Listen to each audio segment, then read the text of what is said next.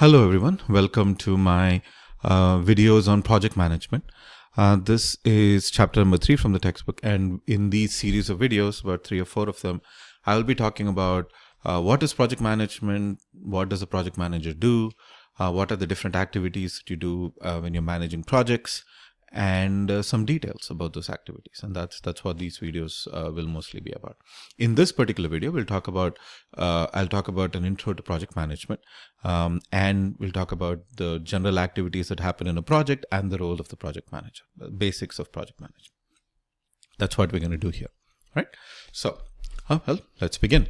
Now, if you look at the textbook has a list of learning objectives on what you need to learn for project as part of project management. Well, let's begin with a project. So what is a project and how is it different from, say, the day-to-day running of a company? So project management is oops, sorry, I think I went to the wrong slide. Project management is a very important activity that companies do. Now, for many companies, project management is something that they do on the side, but there are many companies where project management is all they do. All right. So let's look at some examples of different kinds of companies and different kinds of projects, right? So let's say that there's a car manufacturing company. Let's say that GM has a car manufacturing company, but they also want to expand a particular plant that they have. Now, the day-to-day running of the company is about how quickly they can make more cars, right? So that's GM's bread and butter, making more cars. But managing the construction of the building is also part of their work, but that's a one-off project. So when they manage the extension of the plant, the person managing that will be either hired or come from within the company who will just manage that one portion, which is expanding the plant. But once that's done, they either go back into the company or they leave, or if they are hired on a contract basis, the contract is done and they leave, right?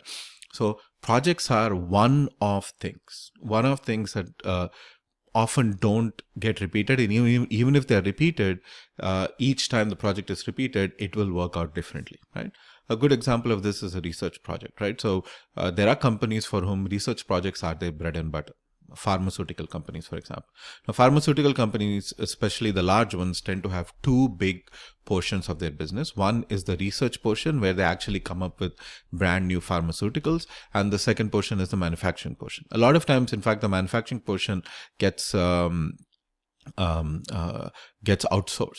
because once you come up with the novel way of making things, once you figure out what the process looks like and everything, once you have the patent on it, well, nobody else can make it, so you can outsource it to somebody else who will just do the making portion, right? So there are different ways in which companies manage this, but that's the idea there. Now, if you a company where projects are their only business. Now, you have companies that do that too. The best example that I can think of is, say, event management companies, or say a wedding planning company, right? So if you have a largish wedding planning company, then you have wedding planners who manage individual weddings. Now, every time they manage something, they are managing a wedding, right? So it's a wedding, but each wedding is different. The requirements are different. The bride and groom want different things. The way it is set up is different. The kind of contractors you might need to do things like food and flowers and the location, all of that will be different, right? And the requirements of it might be a religious wedding, it might be a non-religious wedding. So the person conducting the wedding might be different. So lots of different things, a lot of different pieces going on. So there, if you're running a wedding management company, each time you manage a wedding, it's a different project, right? And that is all you do. You don't do anything else. As opposed to, say, GM, where they're just managing the building construction, or they're managing that one individual extension of their plant as a project, but their day-to-day running of a company is a day-to-day thing. It happens day in and day out without stop. So a lot of what we are going to learn in this class, in the operations management class, for the rest of the semester, has to do with how you run a company on an ongoing basis, versus this particular topic, project management, which is a one-off, where we will talk about specifically how you manage projects. which are also one-off, right? So sort of dovetails well into each other. So here are good examples of projects. So building construction, we talked about, research projects, software development. So so every time you make software, even if the software is similar, the development process will be very different. So when Windows had, say, Windows 7, they went from Windows 7 to Windows 10, then now they have Windows 11. So each time they made different versions of Windows, excuse me, the project management for each of those software development processes was different. All right. Okay.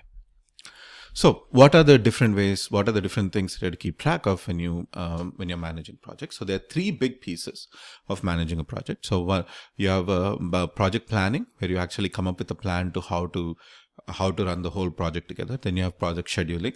So scheduling, this relates to who do you hire, how much money do you need, what kind of contractors do you need, what kind of supplies do you need, all of that. So scheduling. And then finally, once you start the project and the project is ongoing, how do you manage the project, right? And while this is a good way of looking at it, a circular view is a much better way of looking at project management activities, right? Because you start with project planning, where you look at the objectives for your project, you resources, then you break down your project into smaller pieces, which we'll talk about maybe in the next video. But the idea is that you take a larger project and you break them down into smaller videos. For example, if you look at, say, planning a wedding, right? So when you're planning a wedding, you have these different pieces that you have to do. You have to have, you break it down into smaller pieces, like manage food, manage location, manage efficient, right? So there are different pieces that you do, and each of these can be further broken down into smaller pieces. So managing food might be the person who makes the cake will be different, the person who makes the food will be different, maybe the person who supplies the drinks will be different, right? So you have all of these different pieces where you break down. So this is called a project work breakdown structure, which we will talk about later on, but that's part of project planning, right? So you plan the project,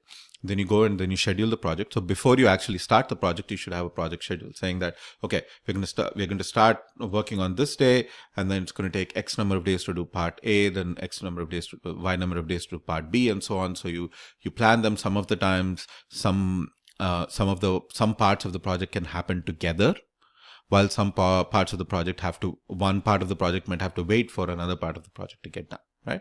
Say, for example, if you're making a building, the walls, so you can have two walls that go up at the same time, but the roof has to wait for the walls to go up. So there are different stages in which you have to do these different activities, right? So you make a plan. Now, always your project is never going to go according to plan. Let me tell you from personal experience, real life, and companies implement projects, projects never go according to plan.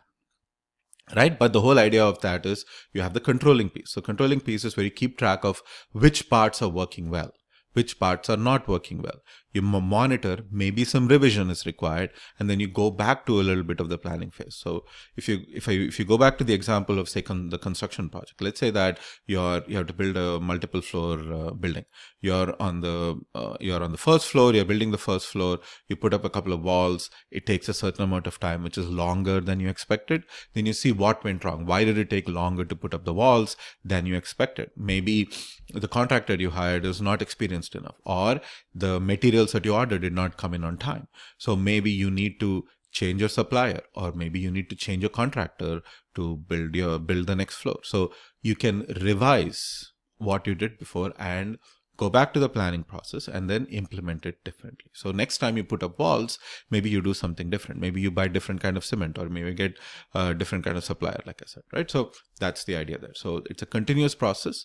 Sometimes some activities can be revised, some activities cannot. For example, if electrical wires are already put into the building, it's very hard to sort of revise everything. So if you have to take everything off and put it back in, that's extremely expensive. So that's something to keep in mind.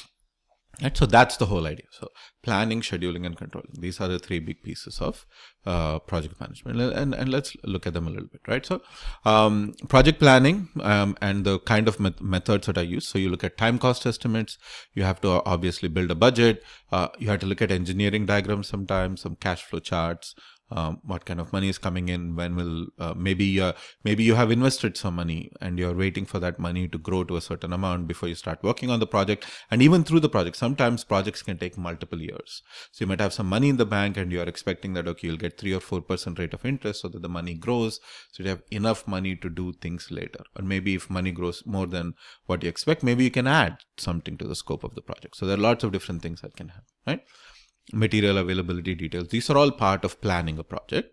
And then you have, of course, project scheduling. So project scheduling, and this is a lot of what we will be talking about in this class. So we'll talk about the idea of CPM and PERT. CPM stands for Critical Path Method, and PERT stands for Project Evaluation and Review Technique. So we'll look at the CPM and PERT methods. We'll talk about Gantt charts. We'll talk about milestone charts and cash flow schedules. Cash flow schedules, I mean, that's pretty straightforward, but we'll definitely talk about CPM, PERT, and Gantt charts. If time permits, we'll look at milestone charts, but that's what we'll do. And the last part is, of course, project controlling. And again, budgets are a big part of project controlling. We'll talk about the idea of Slack and Slack activities. We'll talk about the idea of project crashing. Project crashing doesn't mean that you stop a project. Project crashing means that can you spend some extra money to have the project get done quickly? Sometimes it's possible, sometimes it's not. Right. So, for example, when if you look at NASA, and when NASA sends out space shuttles, right, the last portion of sending out space shuttles is testing. Now, either you do all the testing, and the testing takes a fixed amount of time. It doesn't matter how much money you have. You cannot crash that project. You either do all the testing or you don't. If you don't do the testing, the NASA will not send out the rocket. So you have to do all the testing. And if you do all the testing, it takes a fixed amount of time, and you cannot reduce that amount of time, right? So that's a kind of idea there, right? And that's the basic idea of projects and how you control projects. So this video has gone on for longer than 10 minutes already. So I'm going to take a break here. So in the next video, we'll talk about the idea of a project organization. So how do companies manage projects? So like I said, there are different types of companies. So the example of GM versus say a wedding planner or a pharmaceutical company, right? So the way they set up their project, their organizations are different. And we'll talk about that in the next video. I'll see you all there. Take care.